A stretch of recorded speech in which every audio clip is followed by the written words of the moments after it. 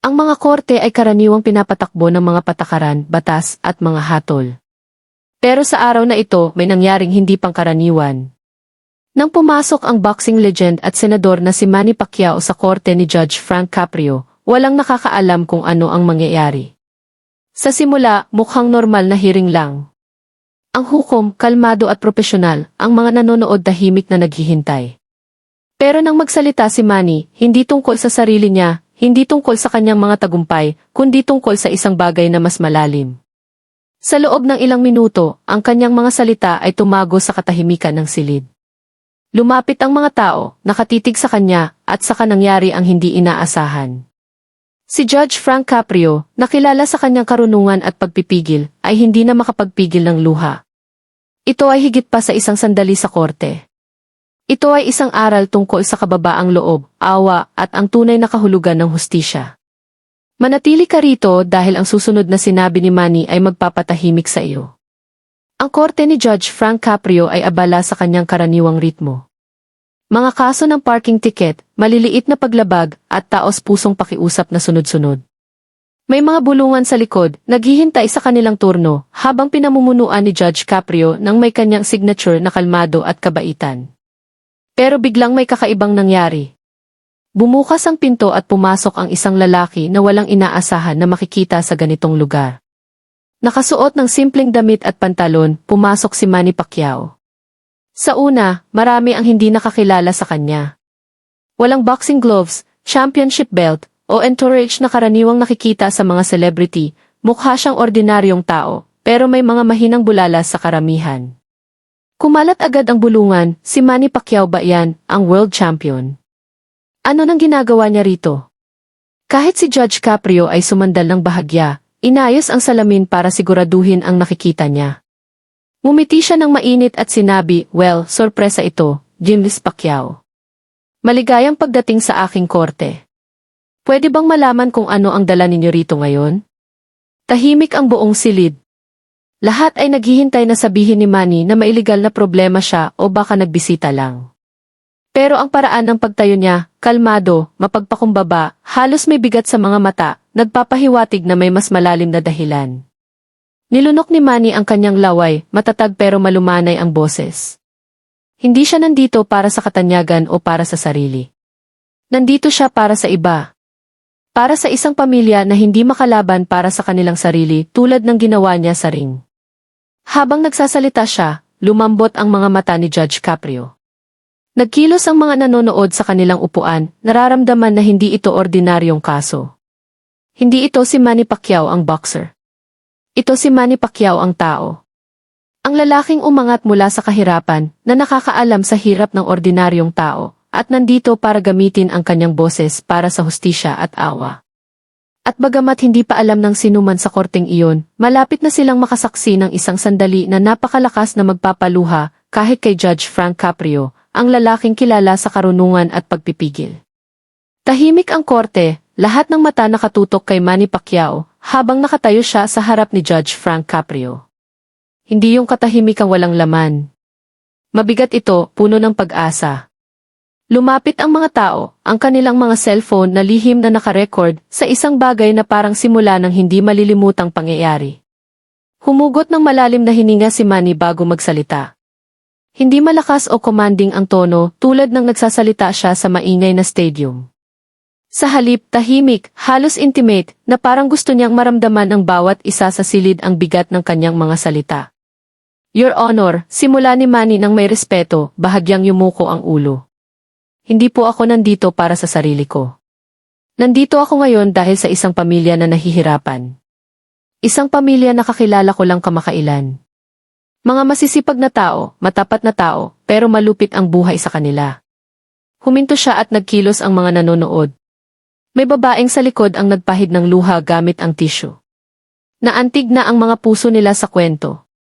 Tuloy ni Manny. Sila ay pinagmulta ng malaki dahil sa isang maliit na bagay. At ngayon, nahaharap sila sa pagpili, bayaran ang multa o ipakain sa kanilang mga anak. Hindi ko po matiis na manood lang dahil alam ko kung ano ang pakiramdam noon. Tumingin ang hukom. Nagising ang interes niya.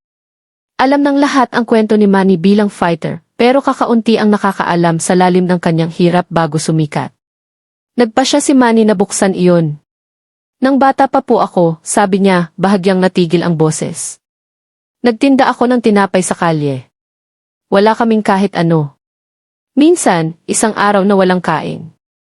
Alam ko po kung ano ang ibig sabihin ng husgahan dahil sa kahirapan. Alam ko kung ano ang ibig sabihin ng parusahan kapag sapat na ang parusa ng buhay sa iyo. Mahinang bulala sa korte. May bulungang, sinabi niya ang sariling kwento. Ang iba nakatitig lang, nabigla sa kanyang kababaang loob. Tumingin si Manny pababa sandali tapos tumingin ulit kay Judge Caprio. Kumikinang ang kanyang mga mata sa katapatan. Your Honor, hindi po kailangan ng pamilyang ito ng karagdagang parusa. Kailangan nila ng awa. Kailangan nila ng awa. Dahil kapag nagpapakita tayo ng awa, hindi lang isang pamilya ang tinutulungan natin. Pinapaalala natin sa mundo kung ano talaga ang hustisya. Pinindot ng hukom ang kanyang mga labi. Kilala siya sa awa, sa pagtingin lampas sa letra ng batas, patungo sa espiritu nito. Pero ang mga salitang ito mula kay Manny, isang taong nabuhay sa hirap na sinasabi niya, tumama ng mas malalim kaysa kahit ano. Nakahawak na ang karamihan. May tumango, may nagdarasal ng mahina. May bulungang lalaki kaya siya tunay na champion. Si Mrs. ni Manny, na tahimik na nakaupo sa likod, pinahid ang mga mata. Nakita niya ang lakas ng asawa sa ring ng maraming beses, pero iba ito. Ito ang lakas ng isang lalaking gumagamit ng boses para sa hustisya, hindi kamao. Habang nagpapatuloy si Manny, lumakas ang boses pero nanatiling kalmado. Hindi natin masusukat ang halaga ng isang tao sa pera sa bulsa niya. Hindi natin masusukat ang dignidad batay sa itsura. Ang hustisya ay hindi martilyo na pumupukpok lang sa mahina. Dapat itong kamay na nag-aangat kapag natumba sila. Sa oras na ito, bukas na ang pagre-record ng cellphone. Walang gustong makaligtaan kahit isang salita. Nagbago ang enerhiya sa silid. Ang nagsimulang ordinaryong session ay naging sandali ng katotohanan na hinawakan ang lahat. Sumandal si Judge Frank Caprio. Nakakapit ang mga kamay, kumikinang ang mga mata. Nakita niya ang maraming tao na tumayo sa lugar na iyon, nagmamakaawa. Pero hindi pa siya nakakita ng world champion, senador, at higit sa lahat isang lalaking mapagpakumbaba na nagsasalita hindi para sa sarili, kundi para sa walang kapangyarihan. Makapal ang hangin sa emosyon. At saka dumating ang huling salita ni Manny sa sandaling iyon. Your Honor, alam ko pong malakas ang batas, pero alam ko rin na ang awa ang nagpapalakas dito. Biglang sumabog ang korte, hindi pa sa palakpakan, kundi sa bulalas, sa pagkakatulala, sa uri ng pagkamangha na nag-iiwan ng permanente na marka sa kaluluwa. At habang sumandal si Judge Caprio sa upuan, mabilis na kumukurap, malinaw na nakikipaglaban na siya sa luha. Nakakita ka na ba ng isang tao na gumamit ng impluensya para tulungan ang mga hindi gaanong swerte? E-comment sa baba at sabihin mo kung saan ka nanonood nito. Nanatili ang katahimikan sa korte ni Judge Frank Caprio na parang makapal na fog. Ang mga salita ni Manny Pacquiao ay patuloy na umalinggaw-ngaw. Awa ang nagpapalakas sa batas. Higit pa ito sa isang pahayag. Ito ay hamon. Pakiusap at katotohanan na magkakasama. Mahinang nilinis ni Judge Caprio ang lalamunan para makabawi ng composure. Miss Pacquiao, sabi niya ng malumanay, marami na akong narinig na tumayo sa harap ko, pero hindi ganito. Nagsasalita ka hindi lang para sa isang pamilya, kundi para sa milyon na nakaranas ng hirap. Mangyaring ipagpatuloy. At ipinagpatuloy ni Manny. Lumapit siya ng kaunti, nanatiling kalmado ang boses, pero may intensity na naghari sa silid. Your Honor, nang bata pa po ako sa Pilipinas, sobrang hirap namin na minsan, kailangang piliin ng nanay ko kung sino sa amin ang kakain sa araw na iyon. Hindi ko po sinimulan ang laban para sa glory, kundi para lang mabuhay ang pamilya ko. Bawat suntok na binato ko ay para may kanin sa hapag. Bawat panalo ay para sa kanila. Nakahawak ang mga nanonood sa bawat salita. Marami ang nakakita ng highlights ng boxing career niya. Ang mga knockout, ang mga sinturon, ang maingay na karamihan. Pero ito ang panig ni Manny na hindi pa talaga nakita ng marami. Vulnerable, raw, tao. Tuloy niya, kapag tiningnan ko ang pamilyang ito na nahihirapan sa bigat ng multa na hindi nila kayang bayaran, nakikita ko ang sarili ko. Nakikita ko ang nanay ko. Nakikita ko ang milyon-milyong bata na lumalaki na naniniwalang laban sa kanila ang mundo. At tinatanong ko ang sarili ko, kung naharap ako hindi lang sa kahirapan, kundi pati sa sistema ng hustisya na nagparusa sa akin dahil sa kahirapan, makakatayo pa ba ako rito ngayon? Muling may bulala sa korte. May binata sa likod na bulong, para sa lahat tayo ang sinasabi niya. May matandang babae na pinahid ang luha. Kahit ang mga opisyal sa gilid ay nagkilos ng hindi komportable, malinaw na naantig. Ang mga anak ni Manny, na tahimik na nakaupo sa tabi ng misis niya, tumingin sa ama ng may malalaking mata. Lagi nilang alam ang ama bilang champion sa ring, pero ngayon nakikita nila ang ibang uri ng fighter, isang gumagamit ng salita sa halip na kamao. Sumandal si Judge Caprio, siko sa bench, baba sa nakakapit na kamay. Kumikinang ang mga mata at sa unang beses, mukhang marupok ang kanyang karaniwang composed na anyo. Pinakalma ni Manny ang tono. Your Honor, alam ko pong dapat igalang ang batas. Kung wala ito, gulo. Pero alam ko rin na ang batas na walang awa ay maaaring maging sandata laban sa mismong mga taong dapat nitong protektahan. Kaya nakatayo ako rito ngayon, hindi humihingi na labagin ang batas, kundi ito pa rin ang mas mataas na layunin nito, hustisya na may awa. Tahimik na sumakop ang korte, nabasag lang ng mahinang hikbi sa likod. Nagbago ang tensyon sa mas malalim. Sama-samang pakikiramay. Parang lahat sa silid ay nakita ang sarili sa kwento ni Manny, kung nakaranas man sila ng gutom, kawalan ng hustisya, o simpleng sakit ng pagkakaroon ng pagtingin sa kanila ng mababa. At saka huminto si Manny. Tumingin siya sa pamilyang nahihirapan na nakaupo sa harap, ang mismong mga taong pinuntahan niya para ipagtanggol. Luma ang damit nila, pagod ang mukha. Hinawakan ng nanay ng mahigpit ang kamay ng anak, na parang natatakot na husgahan sila, hindi lang ng korte, kundi ng buong mundo. Bahagyang nabasag ang boses ni Manny nang magsalita ulit. Tingnan ninyo sila, Your Honor. Hindi sila kriminal. Hindi sila mapanganib. Mahirap lang sila. Kung durugin natin sila ng parusa, hindi natin pinapanindigan ang hustisya. Sinisira natin ang pag-asa. At kapag nawasak ang pag-asa, natatalo ang lipunan. Tulad ng kulog ang mga salita. May ilan sa audience na nag-umpisang pumalakpak ng mahina bago mabilis na tumigil, hindi sigurado kung tama ba. Hindi sila pinagalitan ni Judge Caprio. Isinara niya lang ang mga mata sandali, bahagyang nanginginig ang balikat. Nang muling buksan, sinalubong niya ang tingin ni Manny, at sa isang sandali, hindi siya tumitingin sa boxing champion o senador. Tumitingin siya sa isang lalaking dating gutom na bata sa kalye. Isang lalaking umangat hindi sa pagyurak sa iba, kundi sa pag-aangat sa kanila. Tapos na mahina ni Manny halos bulong. Hindi bulag ang hustisya, Your Honor. Nakakakita ito at kapag nakita ang pagdurusa, hindi dapat tumalikod. Lubos na katahimikan ang silid. Nanginginig ang mga kamay na may hawak na cellphone na parang naiintindihan pa ng teknolohiya ang bigat ng sinabi.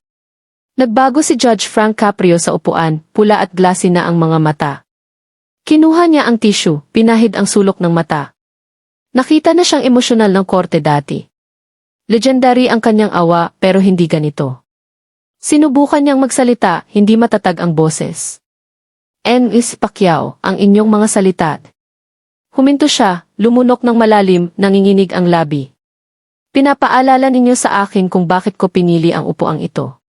Para maglingkod, hindi lang parusahan. Para umunawa, hindi lang humusga. Sumabog ang audience, may mahinang palakpakan, ang iba pinahid lang ang luha. Ang pamilyang nahihirapan ay nanigas, hindi makapaniwala sa nakikita. At si Manny, yumuko lang ng mapagpakumbaba, na parang naalis na ang bigat ng kanyang pakiusap sa balikat. Hindi pa tapos ang sandali, pero isang bagay ang sigurado. Hindi na lang lugar ng batas ang korte. Naging santuwaryo ito ng katotohanan, awa at katauhan. Pero ano ang nangyari pagkatapos? Walang makapaghula. Makapal ang hangin sa korte. Ang mga salita ni Manny Pacquiao ay tumama na parang martilyo sa bato, binuksan ang mga emosyon na sinusubukang itago ng marami. Pero ang susunod ay magiging baha mula sa bitak na iyon. Sandali, hinawakan ng katahimikan ang silid. Nakaupo si Judge Frank Caprio na nanigas, kumikinang ang mga mata, habang nakatayo si Manny nang may tahimik na dignidad ng isang taong nagsabi lang ng katotohanan. at saka dahan-dahang nagsimulang magbulungan sa mga upuan. Si Manny Pacquiao yan, ang boxing legend, ang senador mula sa Pilipinas. World champion siya, at nandito siya para ipaglaban ang pamilyang ito. Kumalat ito na parang apoy. May ilan na hindi nakakilala nang pumasok siya. Sa kanila, isa lang siyang lalaking nakatayo sa harap, humihingi ng awa. Pero ngayon, habang lumalabas ang pagkakakilala, doble ang bigat ng sandali. Hindi ito basta tao. Global icon ito. Gayunpaman, nandito siya nang mapagpakumbaba na parang walang halaga ang katanyagan niya. May batang hinila ang manggas ng tatay niya at bulong, "Tatay, yung fighter na pinapanood natin sa yun." Tumango ang tatay, malaki ang mga mata na parang hindi rin makapaniwala. Sa wakas, sumandal si Judge Caprio, malumanay ang boses, halos may paggalang. Miss Pacquiao, inaamin ko, alam ko kayo, pero hindi ko inaasahan ito. Hindi rito, hindi sa korte ko. Gayunpaman, parang itinadhana kayong nandito ngayon. Nagbulungan ang karamihan sa pagsang-ayon. Parang ang tadhana mismo ang nag-ayos ng sandaling ito. Isang hukom na kilala sa buong mundo sa awa. Nakatagpo ng fighter na kilala sa buong mundo sa kababaang loob. Dalawang ibang mundo na nagtagpo sa iisang layunin. Hustisya na may awa. Pero hindi ngumiti si Manny. Hindi siya tumango ng mayabang. Umiling lang siya ng mahina at sinabi, "Your Honor, hindi po ako nandito bilang champion. Nandito ako bilang isang taong naaalala ang gutom, naaalala ang pagiging husgahan, naaalala ang pakikibaka para mabuhay. Walang halaga ang titulo at sinturon sa silid na ito. Ang mahalaga ay ang katauhan." Mas malakas pa ang mga salitang iyon kaysa sa anumang suntok na binato niya. Nakikita ang pagkaantig sa mga tao. May tumakip sa bibig sa hindi makapaniwala. Ang iba yumuko ang ulo habang lumuluha. Ang pamilyang nahihirapan sa harap ay hindi na makapagpigil. Hinawakan ng nanay ang mukha, dumadaloy ang luha habang inakbayan siya ng asawa ng nanginginig. Ang maliit na bata, hindi pa lubos na naiintindihan ang laki ng sandali, hinawakan ang kamay ng nanay at bulong, "Mama, tinutulungan niya tayo." Tinanggal ni Judge Caprio ang salamin at inilagay sa bench. Bahagyang nanginginig ang kamay habang pinupunasan ang mga mata. Nakita niya ang libu-libong kaso na antig ng maraming beses, pero iba ito. Hindi lang ang pakiusap, kundi sino ang nagsasalita, isang lalaking may lahat ng dahilan para malayo sa ordinaryong hirap, pero pinili na tumayo sa gitna nito. Nabasag ang boses ng hukom nang magsalita ulit. Miss Pacquiao, pinapaalala ninyo sa akin ang sinabi ng sarili kong tatay. Sabi niya, "Anak, kung ang batas ay magiging bulag sa awa, nabigo ka bilang hukom." Ngayon, dinala mo ulit sa akin ang mga salitang iyon ng mas malakas kaysa inaasahan ko. Mahinang palakpakan ang audience, hindi na makapagpigil ng paghanga. May ilan na tumayo, pero mabilis na naupo ulit sa respeto sa lugar. Lumiko ng bahagya si Manny, tumingin sa karamihan, tapos bumalik kay Judge Caprio. Kalmado ang mga mata, pero may bagyo ng pakikiramay sa likod. "Your Honor," sabi niya, malalim at matatag ang boses. "Hindi po ako humihingi na baluktutin ang batas. Hinihingi ko na ipakita sa mundo na magkasama ang batas at pagmamahal. Na ang awa ay hindi nagpapahina ng hustisya." Tinatapos nito. Nahuli ang hininga ng hukom. Nanginginig ang labi habang sinubukang sumagot, pero nabigo ang mga salita. Tumingin siya sa mga papeles sa harap. Malabo ang paningin sa luha na hindi na niya makontrol. Nahuli ng cellphone camera ang bawat segundo. Lumapit ang audience, alam na nakasaksi sila ng kasaysayan. Hindi legal precedent, kundi human one. Sandali kung saan yumuko ang batas sa awa at kung saan ipinaalala ng champion sa mundo kung ano talaga ang tunay na tagumpay. Sa wakas, nabulong ni Judge Caprio, nabasag ang boses. Miss Pacquiao, nanalo na kayo. Hindi sa korteng ito, kundi sa puso ng lahat dito. Sumabog ang silid, hindi sa ingay, kundi sa makapangyarihang katahimikan na puno ng pagkamangha. Umiiyak ng hayagan ang mga tao. May nagdasal. Ang iba nakatitig lang kay Manny na parang nakikita siya sa unang beses. At si Manny, yumuko ulit ng mapagpakumbaba. Para sa kanya, hindi ito victory lap. Tungkulin itong natupad, pero hindi pa tapos ang sandali. May hatol pa si Judge Caprio, at ang mga salitang sasabihin niya ay hindi lang magdedesisyon sa kapalaran ng isang pamilyang nahihirapan, kundi magiging alinggaw lampas sa dingding ng maliit na korteng ito. Ano ang desisyon ni Judge Caprio pagkatapos marinig ang pakiusap ni Manny ay nagpaiyak sa buong korte?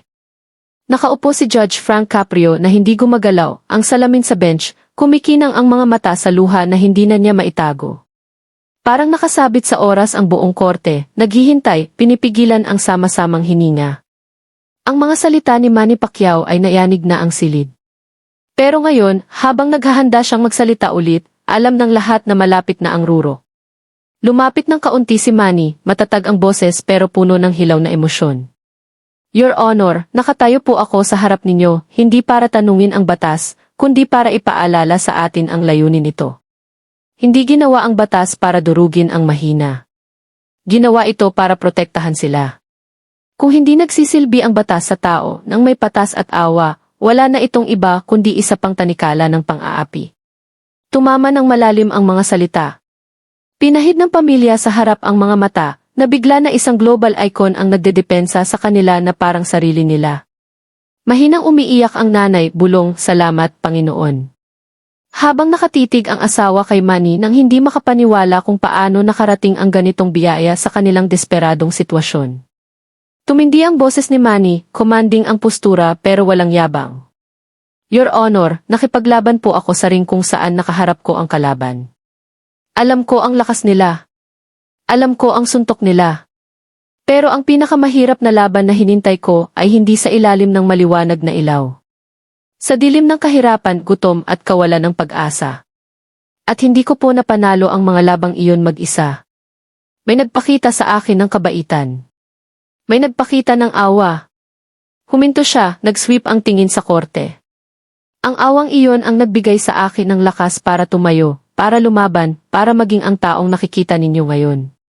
Kung wala ito, wala na lang akong kwento, kundi isang nakalimutang kwento ng mahirap na batang nawala sa kawalan ng pag-asa. Sa oras na ito, hindi na makapagpigil ang audience. Dumadaloy ng malaya ang luha. Kahit ang mga opisyal sa gilid ay yumuko ng may respeto. Kinuha ni Judge Caprio ang isa pang tissue, nanginginig ang kamay. Nabasag ang boses ng bulong, "Judge Pacquiao, nagsasalita kayo na parang dala ninyo ang bigat ng buong mundo sa balikat." Tumango ng mahina si Manny. "Dala ko po ang aking bahagi ng bigat, Your Honor, at iyon ang dahilan kung bakit kapag nakikita ko ang pamilyang ito, hindi ako makatigil dahil kung tatahimik ako sa kanilang sakit, itatanggi ko ang aking nakaraan. At kung itatanggi ko kung saan ako galing, hindi ko karapat-dapat ang mga biyayang mayroon ako ngayon." Dumadaloy na ng malaya ang luha ng hukom, tumutulo sa pisngi habang nanonood ang korte ng may paggalang. Hindi pa nakita ang lalaking kilala sa karunungan at pagpipigil na lubos na naantig. Pinakalma ni Manny ang boses, pero mas tumalim ang mga salita. Hindi natin masusukat ang hustisya sa parusa lang. Dapat sa pag-asa na ibinibigay nito sa mga walang-wala. Hindi martilyo ang kailangan ng pamilyang ito. Kamay. Kamay na nag-aangat para makatayo sila at balang araw ay may ahon din ang iba. Sumabog ang mahinang hikbi at tango ng audience. May babae sa pangalawang row na bulong, kasaysayan ito. Pinahid ni Judge Caprio ang mga mata, sinubukang pakalmahin ang sarili, pero nagpatuloy si Manny, ang huling salita na parang finishing blow, malumanay pero hindi mapipigilan. Your Honor, nanalo po ako ng world titles. Narinig ko ang hiyaw ng milyon.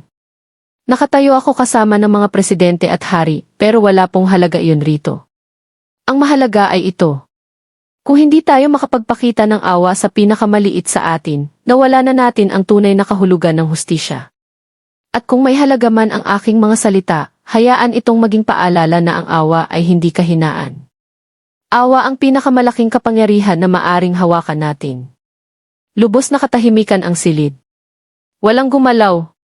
Walang huminga ng malakas. Parang nagbigay ng spell ang mga salita ni Manny sa buong silid. At saka nangyari. Si Judge Frank Caprio, hindi na makapagpigil, ibinaba ang ulo sa mga kamay at umiyak ng hayagan. Ang tanawin ng mahabagin na hukom, na iginagalang sa buong mundo, na pinaiyak ng taos pusong pakiusap ng mapagpakumbabang champion, sinira ang natitirang composure sa korte. Umiiyak ng malaya ang mga tao. May naghawak sa kamay ng mahal sa buhay.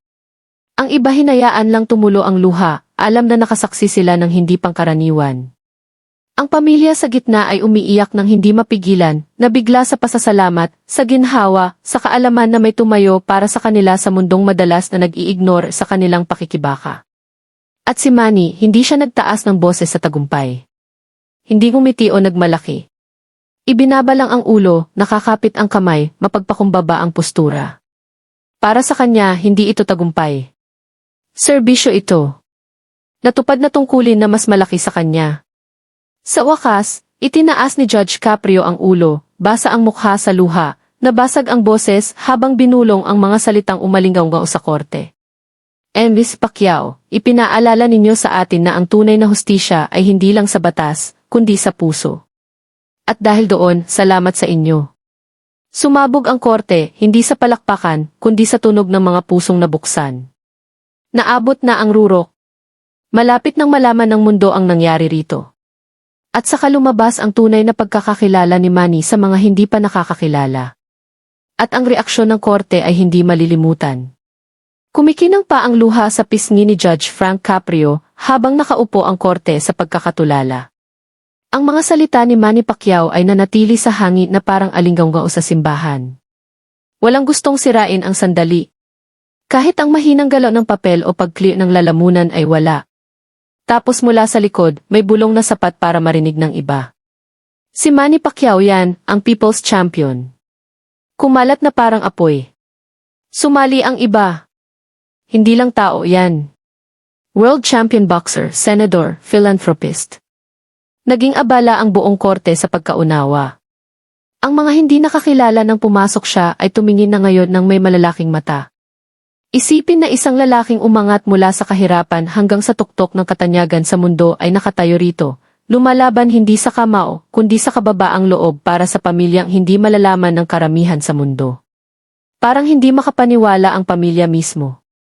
Ang nanay na hinahawakan pa ang anak ay bulong sa luha, world champion at nagsalita para sa amin.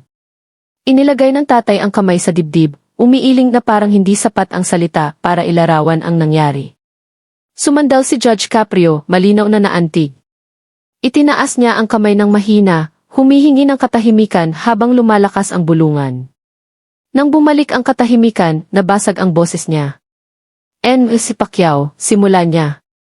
Dumating kayo rito ngayon hindi para ipagtanggol ang sarili, hindi para humingi ng espesyal na trato, kundi para tumayo sa mga hindi makatayo para sa sarili. Ipinahayag ninyo sa korteng ito, at marahil sa mundo, na ang awa ay hindi kahinaan. Ang awa ay lakas at ang hustisya na walang awa ay walang hustisya.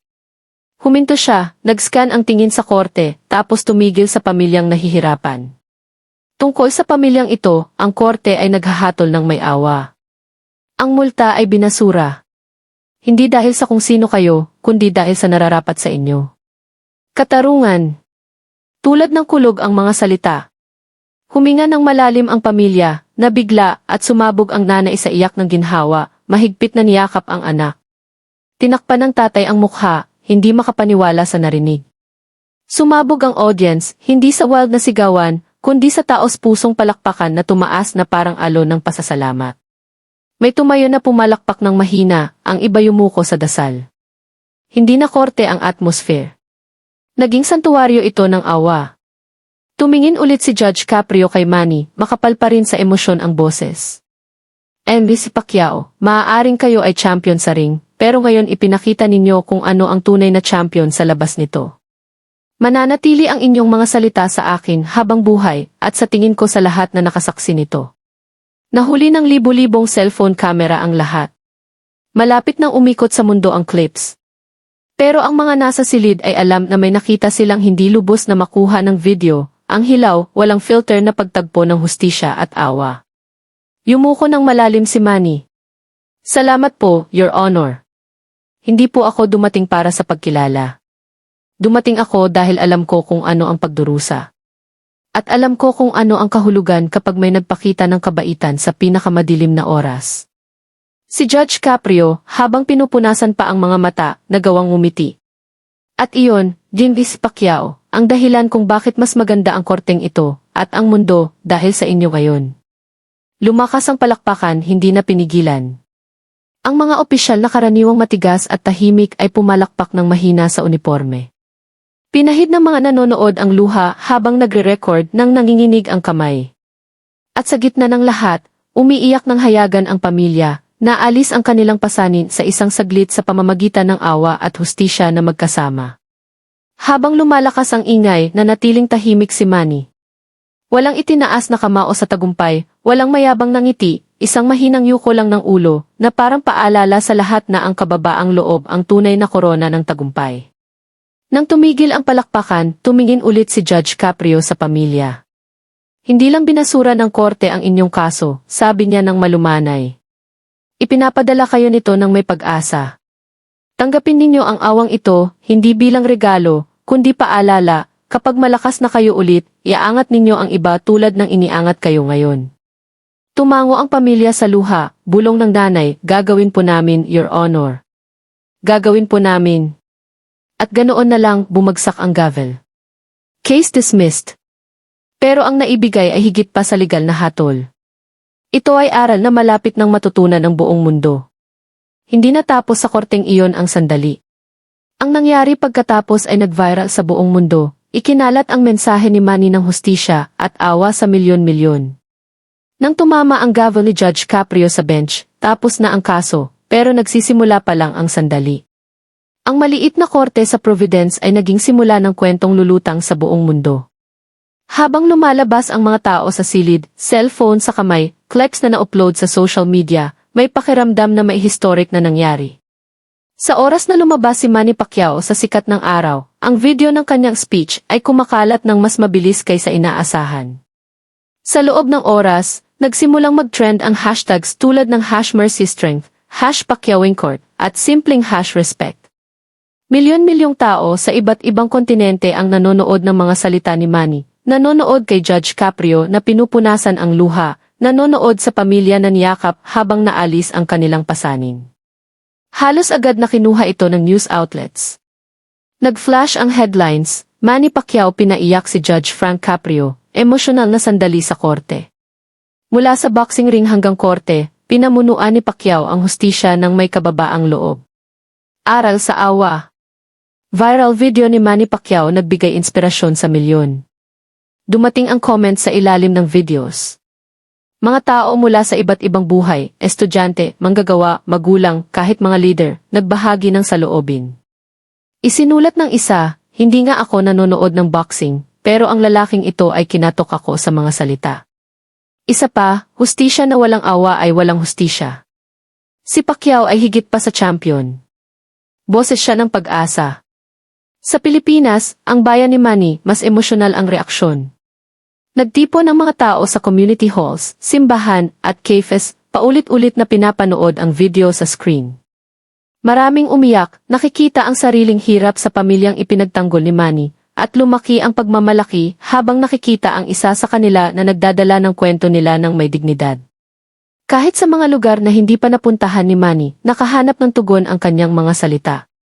Sa mga classroom, pinapakita ng guro ang clip para pag-usapan ang patas at katauhan. Sa opisina, nagbabahagi ang mga manggagawa para ipaalala na may awa pa rin.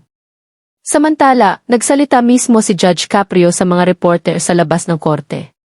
Malumanay pa rin ang boses, pula pa rin ang mata mula sa naunang luha.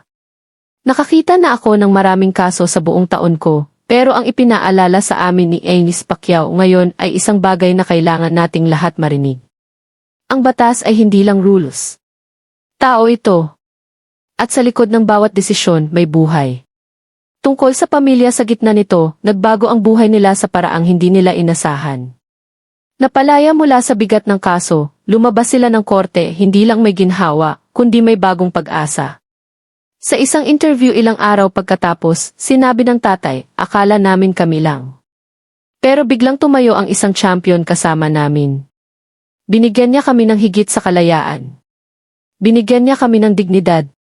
Pero marahil ang pinakamakapangyarihang sandali ay mula mismo kay Manny. Sa pakikipag-usap sa press ng mapagpakumbaba, itinaboy niya ang papuri. Hindi ako hero, sabi niya ng mahina.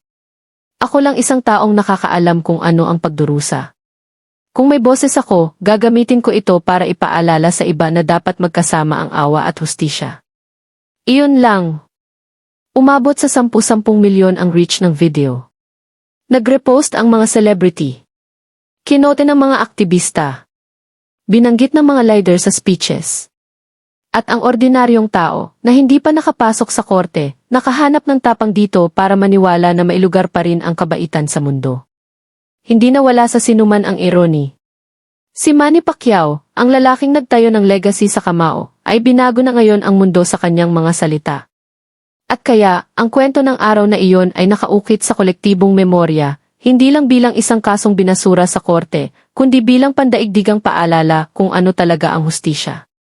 Dahil sa puso nito ay isang simpleng katotohanan. Ang batas ay maaaring gabayan tayo, pero ang awa ang tumutukoy sa atin. Kung naniniwala ka na walang dapat husgahan batay sa itsura, status, o sitwasyon, kundi sa katauhan lamang, mag-type ng key respect sa comments. At huwag kalimutang mag-subscribe para sa higit pang kwentong nagbibigay ng pag-asa at hustisya.